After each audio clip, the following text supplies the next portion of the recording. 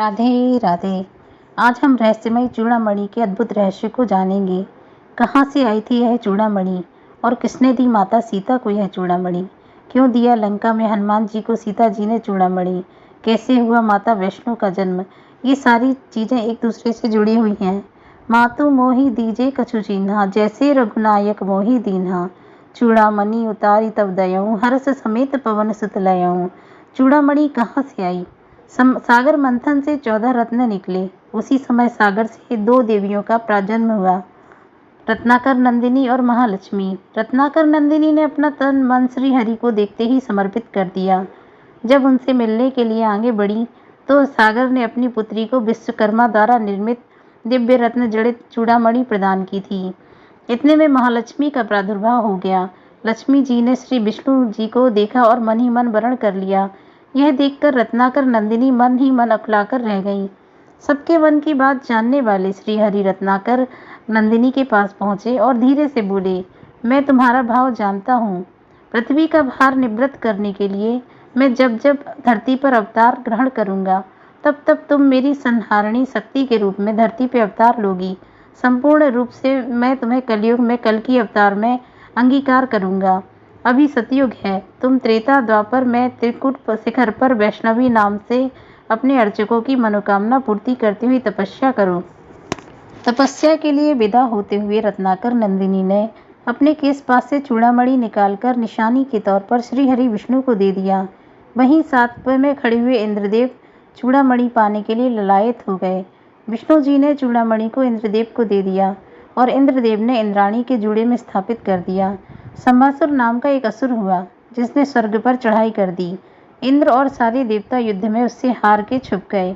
कुछ दिन बाद इंद्रदेव अयोध्या के राजा दशरथ के पास पहुंचे सहायता पाने के लिए।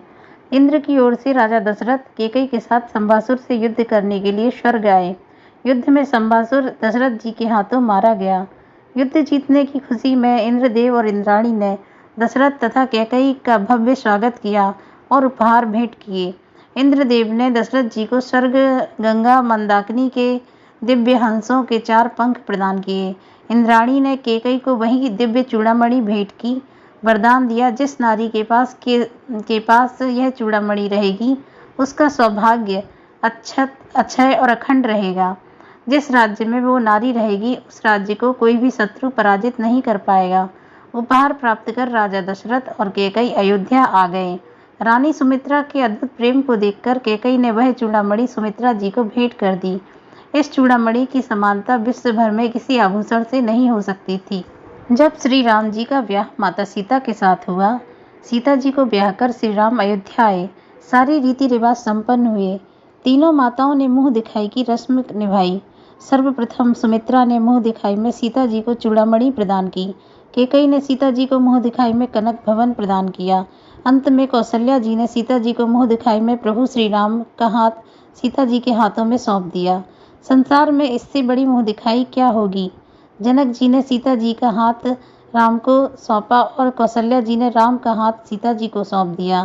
राम की महिमा राम ही जाने।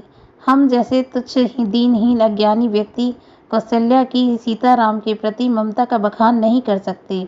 सीता हरण के पश्चात माता का पता लगाने के लिए जब हनुमान जी लंका पहुंचते हैं, हनुमान जी की भेंट अशोक वाटिका में सीता जी से होती है।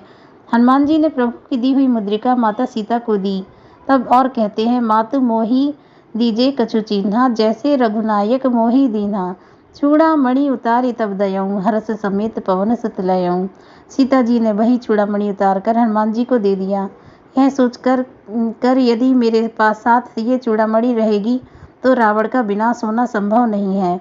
हनुमान जी लंका से वापस आकर वो चूड़ामणि श्री राम को देकर माता जी के वियोग का हाल बताया। ऐसी है चूड़ामणि की महिमा। जय श्री राम, जय वीर हनुमान।